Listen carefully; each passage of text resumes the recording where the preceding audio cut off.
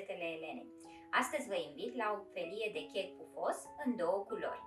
Este foarte gustos, aromat și nu mi-a luat foarte mult timp să-l pregătesc. Dacă vă place rețeta, nu ezitați să dați un like, un share la prieteni și să vă abonați, în cazul în care nu ați făcut-o deja. Rămâneți cu mine să vedeți cum l-am pregătit.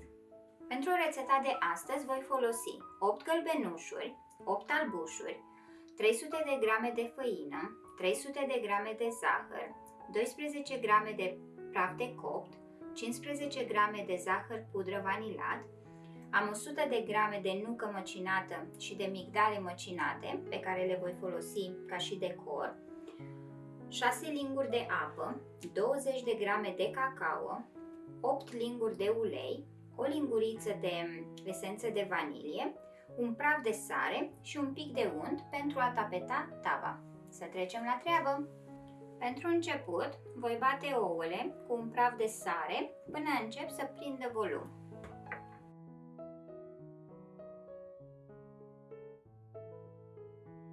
În acest moment, voi incorpora zahărul vanilat și 3 sferturi din zahărul tos. Voi bate apoi compoziția și o voi mixa până voi obține o bezea tare și lucioasă.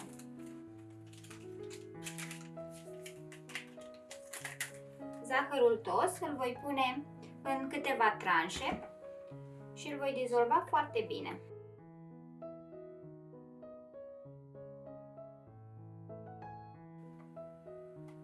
Verificăm un pic, arată foarte bine bezeaua mea. Cam atât zahăr mi-a rămas. Acesta îl voi folosi la gălbenușuri. Cam așa trebuie să arate.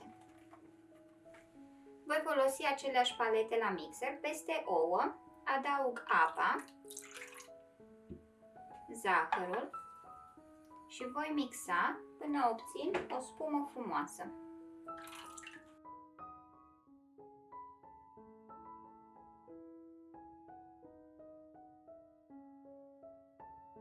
Deja începe să se formeze o emulsie frumoasă aici. Pun vanilia și voi incorpora și uleiul.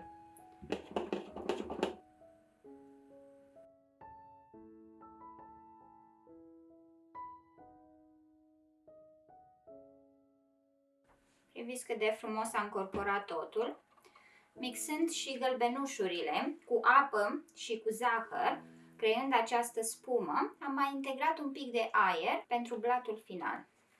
Având toate ingredientele pregătite, le pot omogeniza acum. Praful de copt îl voi pune peste făină și îl voi amesteca un pic cu aceasta, partea superioară. Voi pune gălbenușurile peste albușuri. Le pun pe toate odată.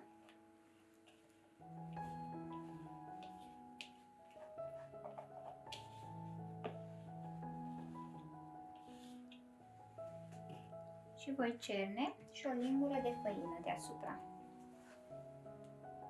Voi începe să integrez și făina, câte 2-3 linguri odată. Interesul nostru este să păstrăm bulele de aer care s-au format, așa că vom lucra ușor, de sus în jos vom amesteca și vom integra încet, încet toate ingredientele. Pe măsură ce o parte din făină se amestecă, mai vin cu 2-3 linguri, nu este necesar să o amestec pe toată.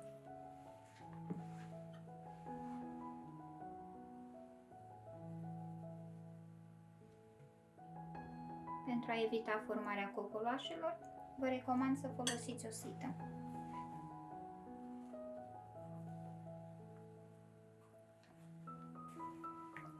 Am incorporat foarte frumos toată făina. Este momentul acum să împart compoziția în 2 castroane, iar în una din ele să pun cacao. Dacă îl faceți simplu, va merge direct la tavă în acest moment. Peste cacao voi pune în jur de o lingură de apă, să o diluez un pic pentru a o integra mult mai bine în aluat. Dacă doriți, puteți să o dați direct și prin sită, să o puneți, dar eu prefer să o fac așa.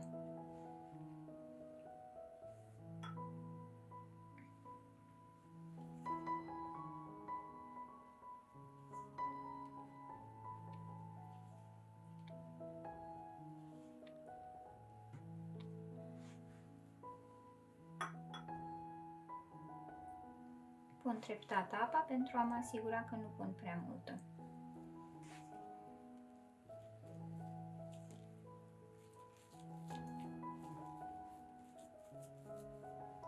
Încă un pic. Cam 2 linguri de apă am pus.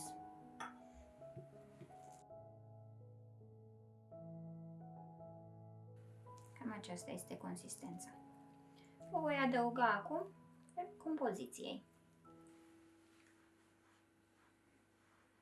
Voi amesteca ușor până o încorporez și pe aceasta.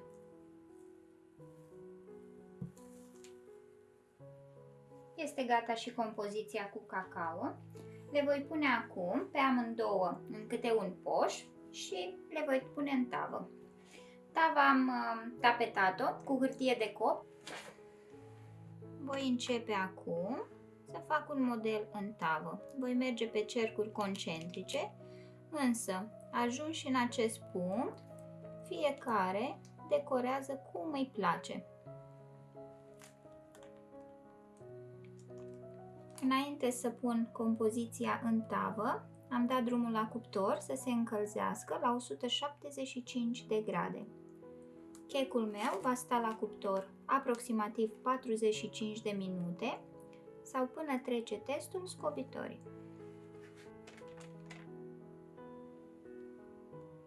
Puteți să puneți compoziția în 2 tranșe, puteți să puneți la început partea albă și pe urmă pe cea neagră, cu o scobitoare să-i faceți forme, cum vă place. Eu astăzi așa îl voi decora.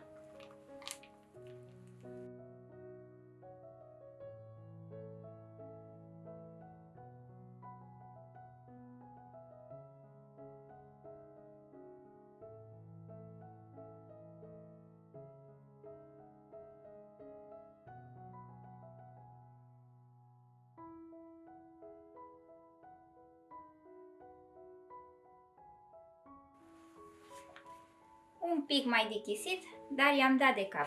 Arată foarte bine.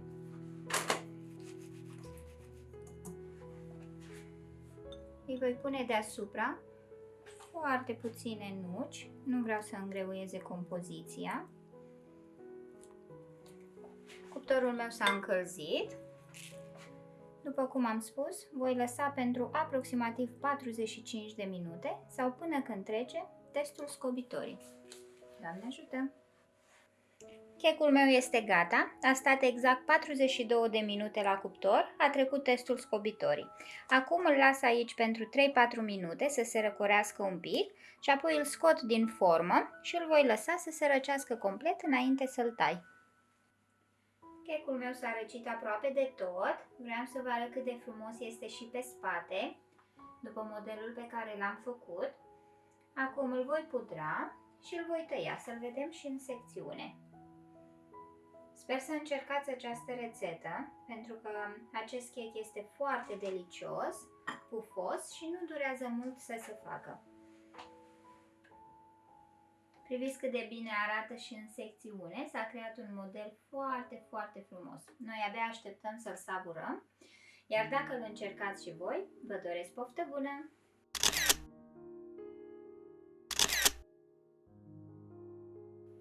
Dacă v-a plăcut această rețetă, vă invit să încercați și rețeta mea de cozonac pufos.